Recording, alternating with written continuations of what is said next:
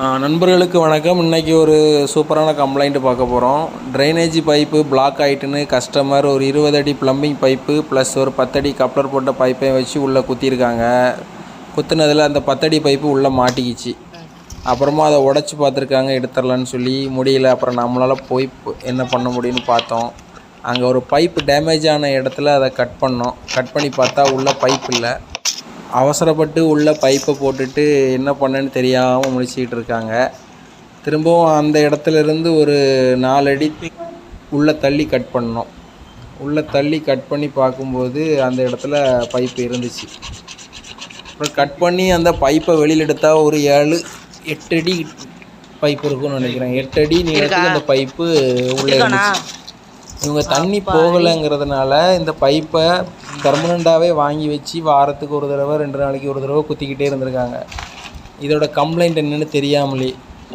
இந்த பைப்பை பார்த்தீங்கன்னா தெரியும் எவ்வளோ நீளமாக அந்த பைப்பு உள்ளே இருக்கும் பாருங்கள். வெளியில் எடுக்கிறேன். அந்த இவ்வளோ நீள பைப்பு உள்ளே மாட்டிக்கிச்சு. அப்புறம் மாட்டிக்கிச்சுன்னா உள்ளே தண்ணி இப்போ கொஞ்சமாக போகிற தண்ணி கூட போகாது. இது என்ன ப்ராப்ளம்னால இவங்களுக்கு அடிக்கடி பிளாக் ஆகுதுன்னா, இந்த 2.5 இன்ச் பைப் அப்படியே போய் கனெக்ட் ஆகிருக்கிற இடம் தான் பிரச்சனை. இது ஒரு ஃப்ளோர் ட்ராப், மல்டி ட்ராப்னு சொல்லுவோம். இதில் இந்த இடம் இப்போ நான் விரல் வச்சு காமிக்கிற இந்த இடத்துல 2.5 இன்ச்சில் கனெக்ட் பண்ணியிருக்காங்க. ஆப்போசிட் சைடில் இருக்கிற 1.5 இன்ச்சிலேருந்து அவுட் எடுத்து வெளியில் சாக்கடைக்கு போகுது. இந்த இடம் தான் ப்ராப்ளம். இதனால தான் அந்த ட்ரைனேஜ் பைப்பு அடிக்கடி பிளாக் ஆகிட்டுருக்கு. அதுக்காக இவங்க பைப்பு போட்டு குத்திக்கிட்டு இருந்திருக்காங்க.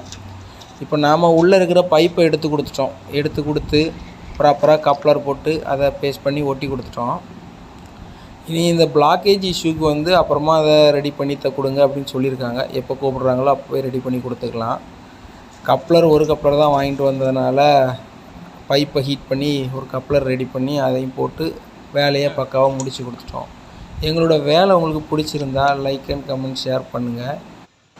இந்த மாதிரி ட்ரைனேஜ் எல்லாம் பிளாக் ஆனதை எவ்வளோ சுலபமான முறையில் எடுக்கிறாங்கிறத அடுத்த வீடியோவில் நான் உங்களுக்கு பதிவு பண்ணுறேன். தொடர்ந்து நம்ம சேனலுக்கு ஆதரவு கொடுங்க.